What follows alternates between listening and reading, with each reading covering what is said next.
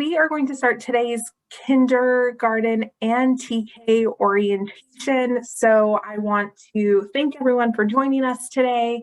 I am Ms. Carter, the elementary school principal. This is the second orientation we have done for this school year. We are incredibly excited to be here today and be ahead of the ball in a way that we haven't in previous years.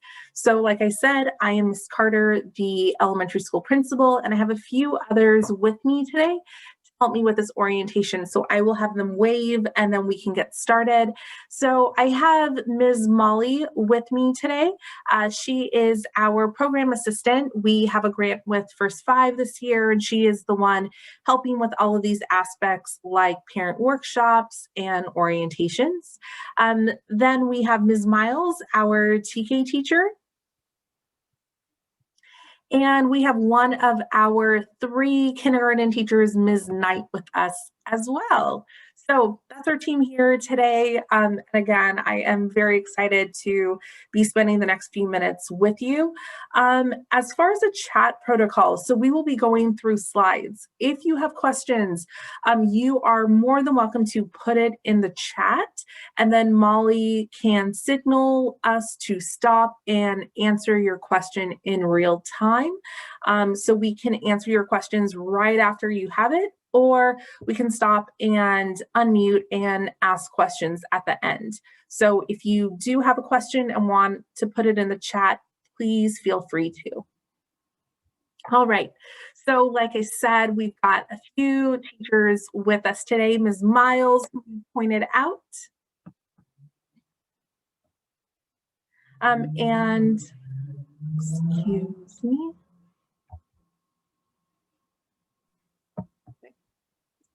And then, like I said, we have one of 3 of our kindergarten teachers here. So we also have Mr. Pippin, who has worked at Anna Yates for 18 years. He should be joining us, I believe, at our next orientation, as well as Mr. Waugh. He is also part of this fantastic team.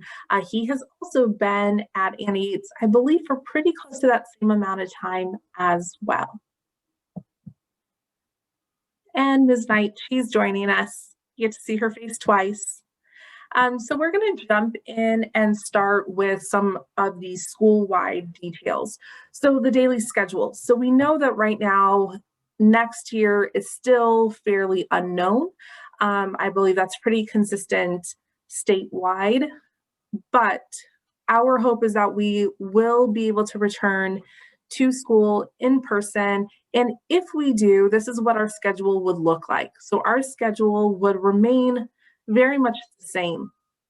So TK and K both run 8:30 to 1:30.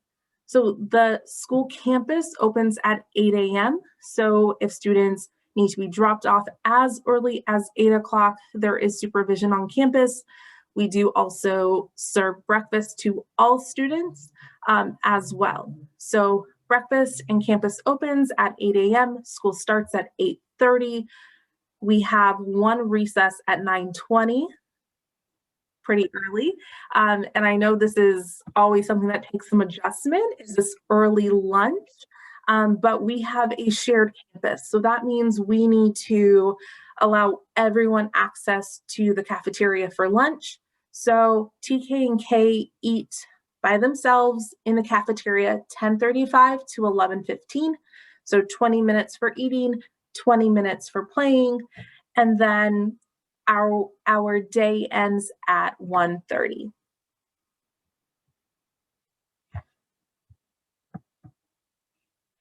Class size, I realized I didn't share this the last time.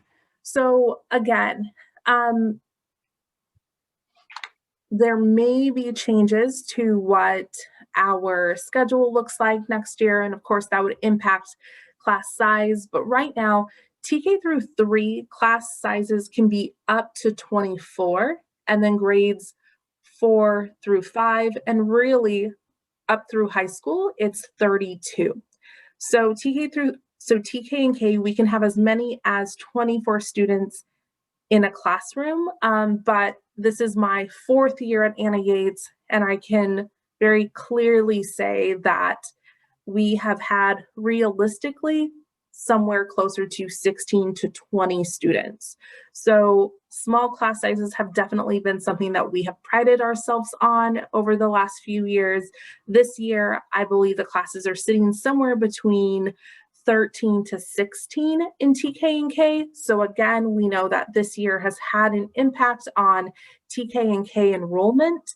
So they're even smaller than normal. So I'm still expecting that to be fairly the case for next year as well. So I want to be honest that classes can be as large as 24, but have they been historically? No, they've realistically sat closer to 16 to 20. So from this point on, I really want to have the teachers speak to the programs that we offer in TK and K, as they are the ones that do the work. So I am going to pass our time off to Ms. Miles, who can explain what is transitional kindergarten. Good morning, everyone. Hi.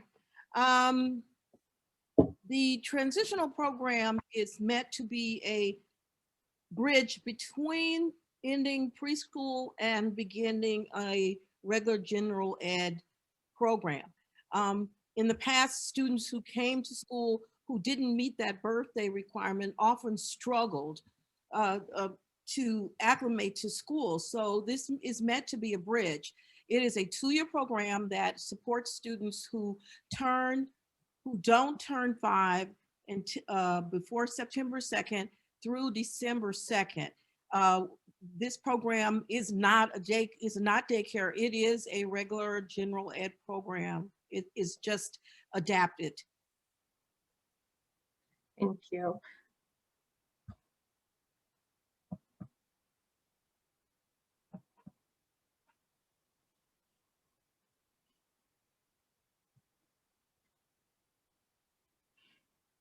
Ms. Miles, what are the benefits of TK? Well, this is my 6th year in doing the transitional program. And really, actually, it is a gift to the student. It helps them to prepare themselves for the regular general ed program. It gives them confidence. It provides them with the tools they need to be able to, for social and emotional skills. They definitely get a leg up on being prepared for basic academic skills for pre-K and K, in that they know how to write their name, they know how to write their numbers, they have beginning mathematics, they know how to share. The biggest thing is working on the social and emotional and teaching children how to be in a group setting, how to work cooperatively. All of these things are taught, as well as working with personal hygiene, teaching students how to be responsible for their own selves. All of these things help those students to be strong and confident for the kindergarten program.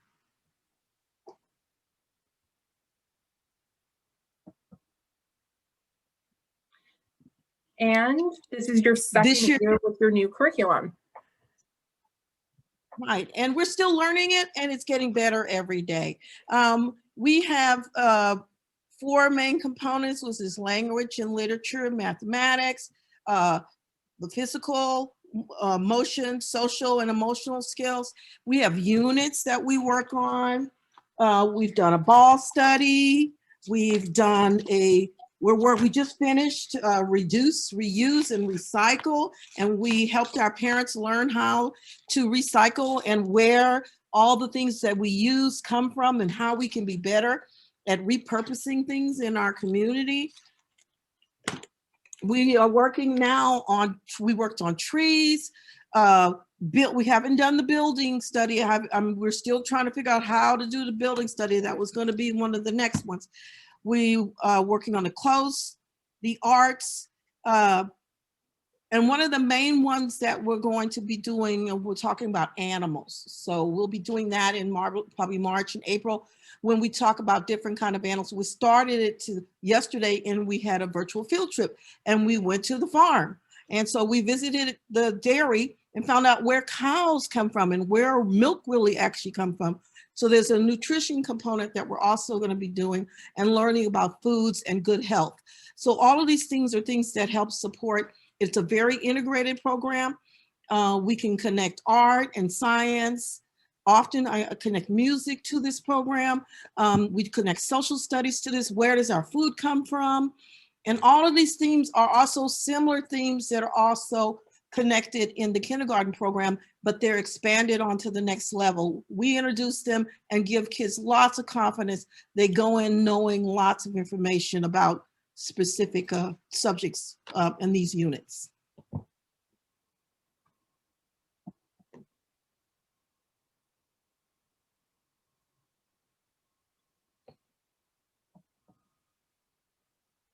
So as Ms. Miles has shared, our program addresses the whole child socially, emotionally, physically, and intellectually. This is a visual of the new curriculum that we have in TK. And now, Ms. Knight, you can speak to the kinder curriculum. Hello. And for the kinder curriculum, first I would like to say that by students going to TK, when they do come to kindergarten, they are well prepared for the kindergarten curriculum, which goes at a faster pace than what TK does. And they are more than able to keep up and lead the class when it comes to kindergarten. And it continues on through kindergarten to first grade, because I taught first grade also. And it continues on for the rest of their school career that I can see so far, past 4 years. In kindergarten with our language arts, the first thing that we focus on, of course, is learning letter names and sounds to prepare them for getting ready to read. It's Reach for Reading is an approach where they use sight words, whole language, or the sight words, but also the phonetics part, which helps with decoding. And I can say that right now, it's February, I have children reading. So, and it's going great. And it's all virtual and it's going great. So I'm very happy with that. What's the next one? Our writing program is we start out with doing narratives, how to, and they also do opinions. And it's based in Lucy Calkins, and that is when they're writing stories also. Another component of writing is the actual handwriting also, and with that we use handwriting without tears. I don't think we have that picture.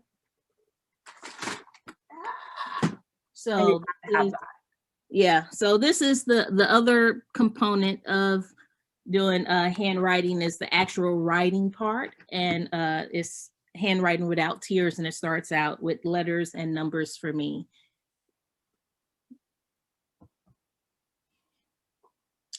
Kindergarten math curriculum. So we are using Eureka Math, and in the school is more than just kindergarten using Eureka Math. This goes on, it's a program that builds from year to year, and I know most definitely it's through 8th grade, right, Principal Carter? 10th grade, okay, so, and it starts in kindergarten, and at the beginning they're first learning number sense, and then it moves on to doing addition, subtraction, and it's all different ways that they learn how to actually look at numbers and become friends with numbers, and just love the whole concept of what math is.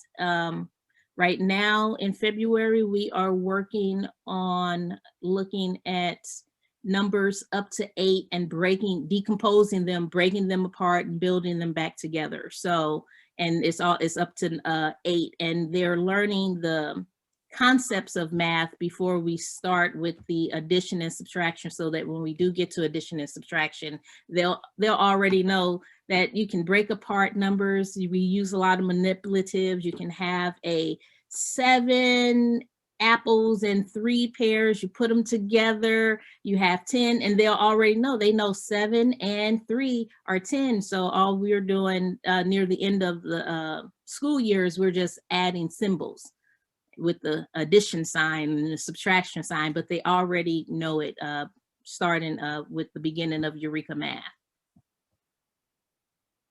Social studies curriculum.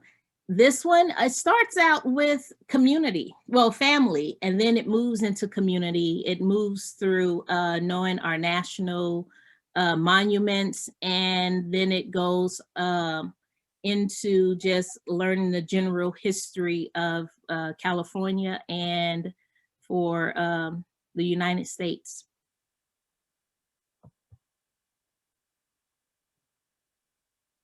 And science. Oh, am I science? So I do know that in kindergarten they use, or we use FOSS, but since we've been virtual, we've also used, highly used mystery science, which is NGSS, this next generation science skills that we are using. So I haven't actually seen the FOSS. Yes, and I do need to update the slide to have mystery science, since that is what we have access to in distance learning and will continue to use next year. Do you want to talk about social emotional before we transition? Oh, yes. So social emotional, it's continue, although it's a continuation from TK all the way through, it's called, oh goodness, second step. And it just helps children to learn how to process different emotions that happens when they're in school, when they're angry, when they're upset, when they're sad, how to process it, release it, how it shows up for them in class, because, you know, they are now dealing with more than just the family group. It is the class group, and it's another class, you know, it's other classes, it's other children, it's other people throughout the whole entire school, where they have to, you know, we as adults also have to learn how to navigate through the emotional process and landmines and minefields of growing up. So that, and it uses a lot of puppets, a lot of scenarios, a lot of where they can act it out, and I've enjoyed it, and the kids have been enjoying. They love the puppets. So thank you. So after curriculum, we want to shift to programs. So I am going to share some of the programs that we offer. Of course, I hope to continue with these programs next year as well, but we know that some of these may need to be adjusted just due to social distancing expectations or whatever parameters that we have next year. But this is what we have had. So the after school program is a city-based program that is on our campus. So students in TK and K, because they get out at 1:30, this program does allow students to stay on campus as late as 6 p.m. They have their staff come and directly pick up the students from the door. So TK and K students don't go anywhere. They just stay at the door of their classroom. They're picked up and then taken to the after school program room, which, like I said, is on campus. So it could actually be in one of those same classrooms or another space not too far from our building. That is at a cost. Again, it is through the city program, but I can show you where that information is as well if you are interested. After school intervention. So again, because our students get out at 1:30, for students that are in need of targeted additional intervention, we do have additional support 3 days a week. And again, that is on a need basis, but that is offered as well. It's about 30 minutes because we know they start to get tired. Their day shouldn't be too long, but that is something that we do also like to address as well, that additional support. We do also have some of these additional relationships, contracts. So Scientific Adventures for Girls has also been offered to our TK and K students in the past, so they get to have hands-on science and STEM.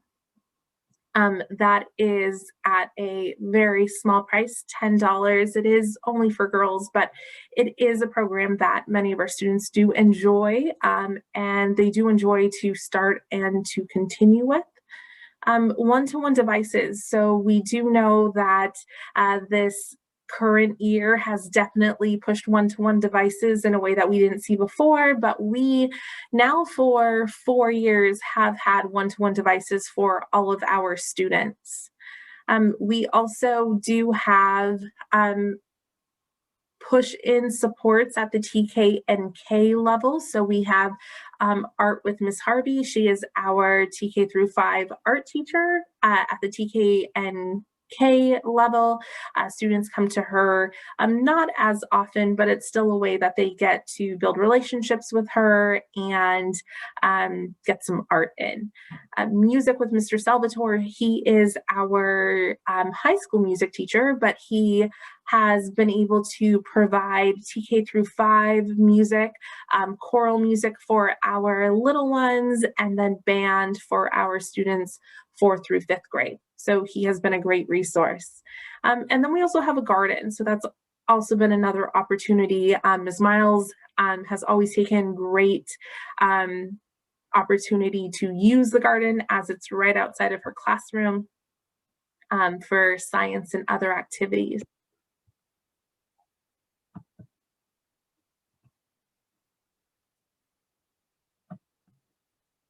Uniform policy. So right now in distance learning, uniform doesn't matter, but when we are back on campus, we are a uniform school TK through 8. So collared shirts, turtlenecks, sweater vests, completely acceptable in navy, light blue, or white. Bottoms are in navy blue or khaki. So we've got to remind students, not black, not jeans. Can leggings underneath those bottoms be different colors? Absolutely. So school logo shirts or sweatshirts are also allowed. We know students are running around. We have this huge structure called the Wahala. So closed-toed shoes are needed at all times to keep us safe. Like I said, other layers, jackets, leggings, can those be in other colors or patterns? Of course. And jackets and sweatshirts over the collared shirt, of course, are okay as well in other colors. We want to end with, before we go into questions, we want to end with just what are some things you can do at home to help prepare for both TK and K. And while many are the same, there are a few things that are specific to those specific grade levels. So Ms. Miles, do you want to share how they can prepare for TK? And then Ms. Knight will share preparing for kinder. I'm just going to pick one because someone else emailed me about this one. The importance of teaching time on task.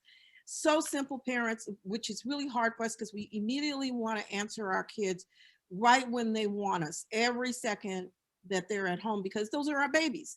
But important to start working with your student about time on task.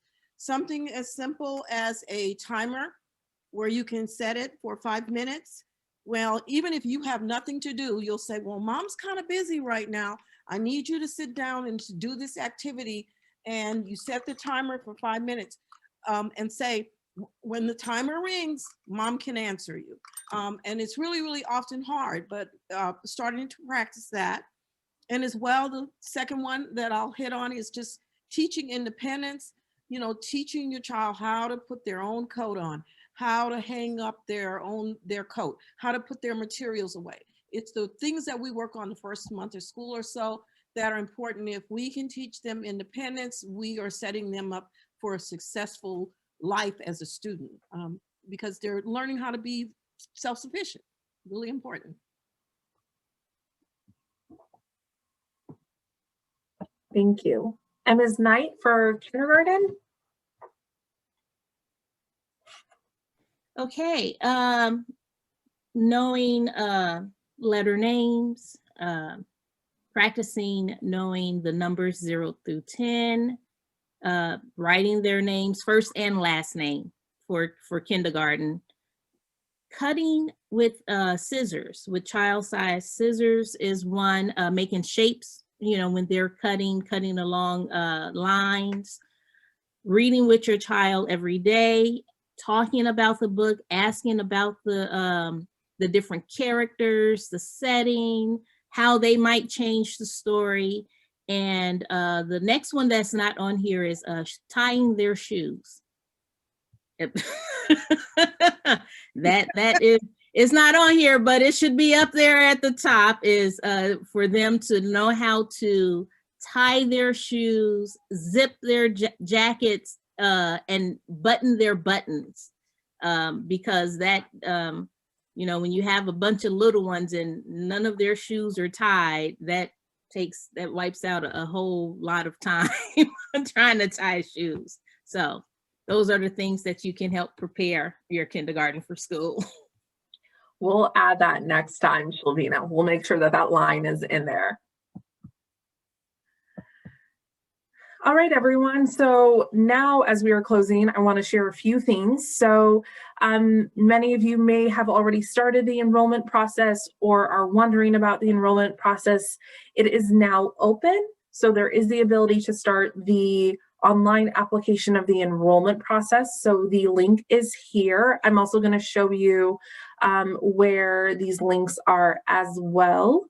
But there are two pieces to enrollment: the online application and those physical documents that still need to be brought in: shot records, driver's license, birth certificate, etc. So on our website, we have a list of what is needed, and I will share that with you.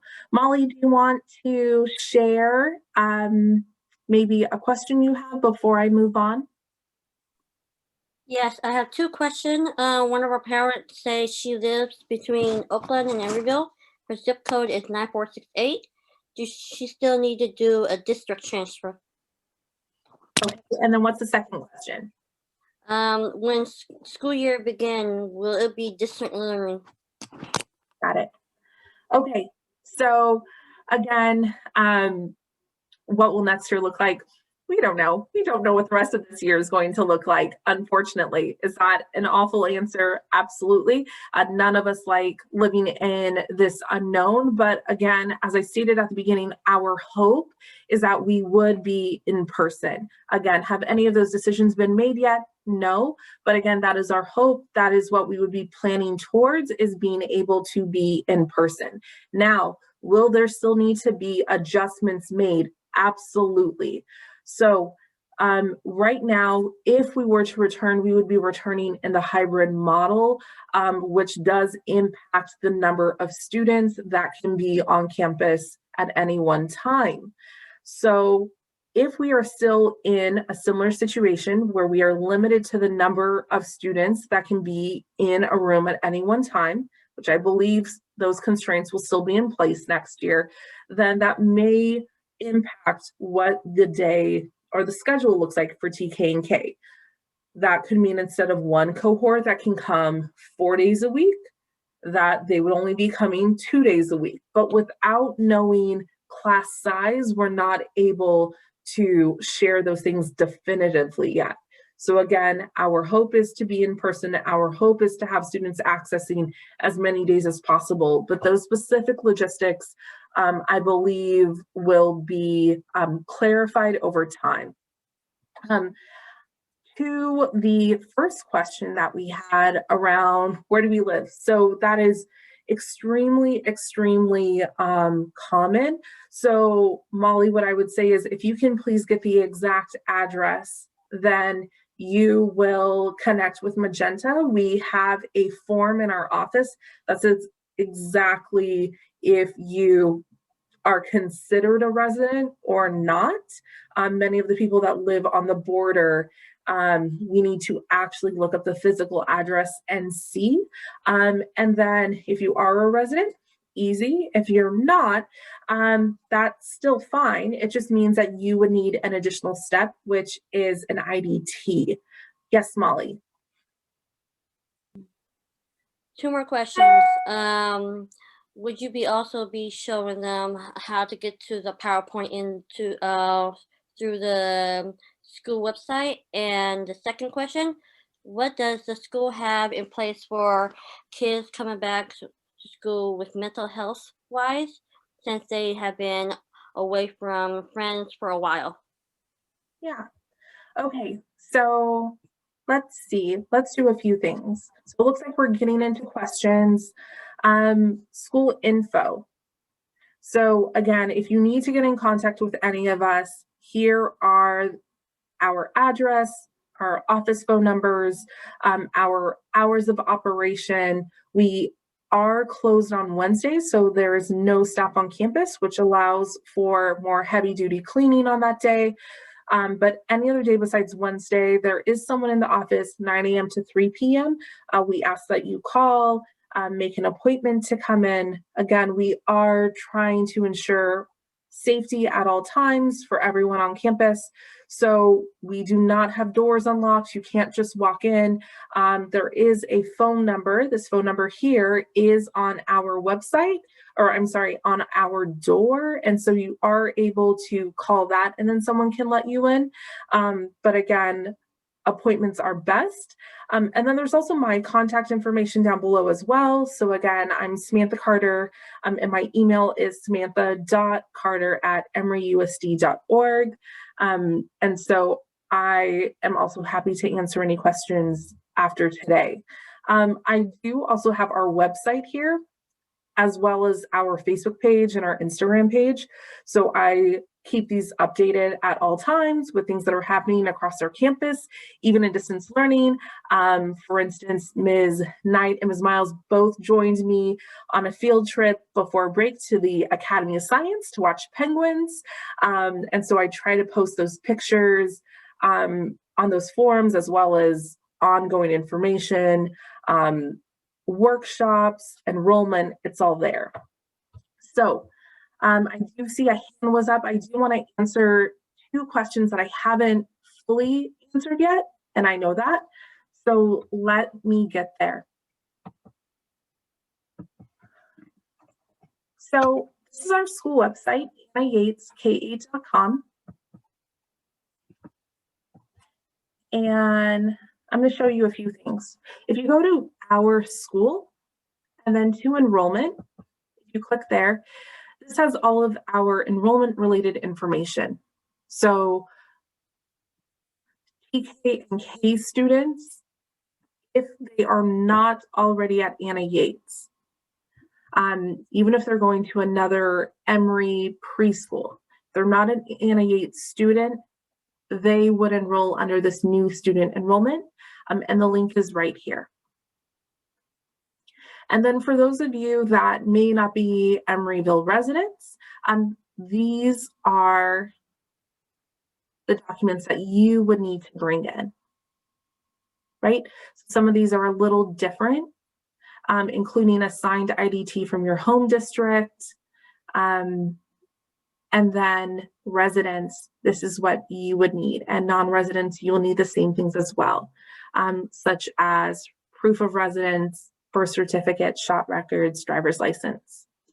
So here is our enrollment related information. If you haven't seen our campus, I took a tour last year. Our walls were bare, but I did try to show families what our campus looks like. And then if we go back up to the top, I believe there was a question around where are these slideshows going to be? So we've created this entire area, TK Kinder Readiness. And if we click there, this will have all of the resources related to our orientations and workshops. So we are having not only orientations, but workshops. So just 45-minute quick moments to just share ways that we can engage students before they come to school in learning. So that information is here as well. Ms. Miles and Ms. Knight and Molly will both be joining me next week at 1 p.m. for our workshop around making math fun. So I would be incredibly happy to see people there. If you want to share this information, please let them know. The Zoom links are here, passwords are here for both. And then we are recording all of these. And so I am also adding the recordings to this page as well. So you can see orientation 1 is here, and then our parent workshop is here. To the workshops, I will also have the links to the presentations, and I can do the same thing. If the actual presentation is wanted, I can put that in this section as well, but the recordings will be here. Also, we have been creating newsletters. So these newsletters are opportunities for us to share this information, upcoming dates, and to get to know each other, as well as share maybe previous videos that were made. So for instance, last year, Ms. Miles made a video explaining TK, and we had a few different kindergarten teachers last year, and they together made an entire kindergarten video. So you're welcome to take a look at those as well and share them. And it also has our contact info and our upcoming events. So please share and take a look. So I hope that that answered those questions. And then I'm going to head back. And I believe there was a parent who had a question. So I think now is a great time to answer any questions that may have not yet been answered. And you can just unmute if you would like.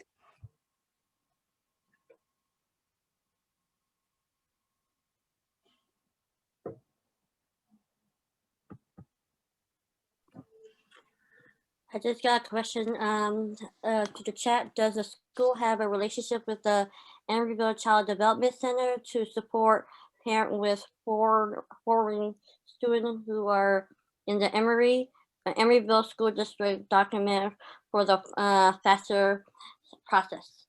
Right. Okay. So do we have a relationship? Yes. So as I stated, Molly supports a grant that we have this year with First Five. And in that grant, it is to build connections between ECDC, Ralph Hawley, these Emory preschools, and us. So do we have a relationship? Yes. But as far as documentation, no. They are considered completely separate. So if your child is attending ECDC, for instance, you do have to completely redo the paperwork for Anna Yates. So they are not considered the same entity. If your child's, for instance, as I know, we have a parent here. If you had a child that's in TK and going to K, well then they're already enrolled here. But if they're not currently enrolled at Anna Yates, then there is not another route of getting those documents in. In regards to the question, I realized I didn't answer, what does the school have in place for students coming back? So, I mean, that will be ongoing work. We have a behavioral health center.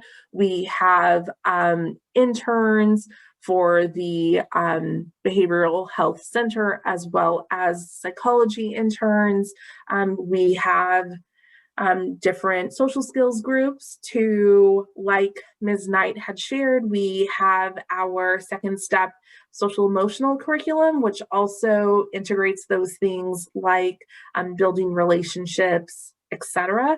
And that will be work that we will have to continue to do and think about as a school and district to ensure that our students can be successful when they return. We are absolutely aware that it will be an adjustment getting back to a physical campus and around other students.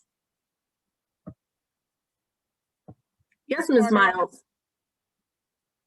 Adding to that, there are also so many things online now, and webinars that are now addressing that same issue. And I know many other teachers are also looking at what that's going to look like when kids come back.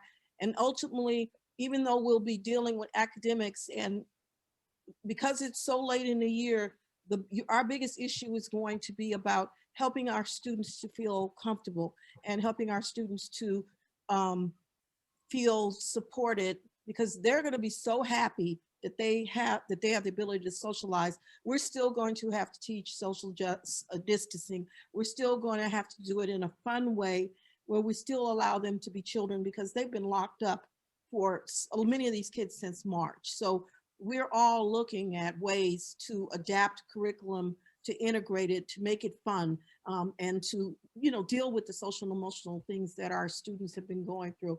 It's one of our high priorities. So we are looking at it now. So just wanted to add that. Thank you. Yes, so I know that Ms. Miles, Ms. Knight, they have morning meetings, they have class meetings, they have circle times, and those practices will still be there. They'll just have to be adjusted, like Ms. Miles said, to ensure safety and maintaining a healthy school environment. But absolutely all of those spaces will be spaces to continue to put social, emotional, and mental health at the forefront. Thank you, Ms. Miles, for adding to that. Anyone else? Any other questions? I've looked at the chat, so I believe I've answered the questions in the chat, but please feel free to ask if you have any other questions. Like I said, enrollment is already up, so you are more than able to start the enrollment process if you are ready. Sam, will the slideshow itself will be on the website, or the slideshow through the orientation will be on the website? So right now it's the recordings, but if there is a request, I can also link the actual slideshow. That's fine too. Yeah.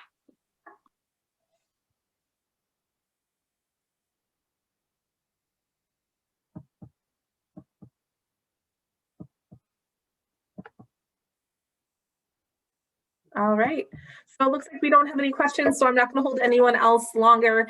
It's been 45 minutes. I greatly appreciate you for being here. Genuinely, it's so nice to not have to talk to ourselves. So thank you for making it. It's also really nice to see that maybe this time is a better time to interact with parents as well. So thank you everyone for joining. I will stay on as well as Molly. So if you need to ask us anything individually, please stick around. If not, bye and thank you. And we hope to see you in the future. Thank you. Bye. Bye. Thank you.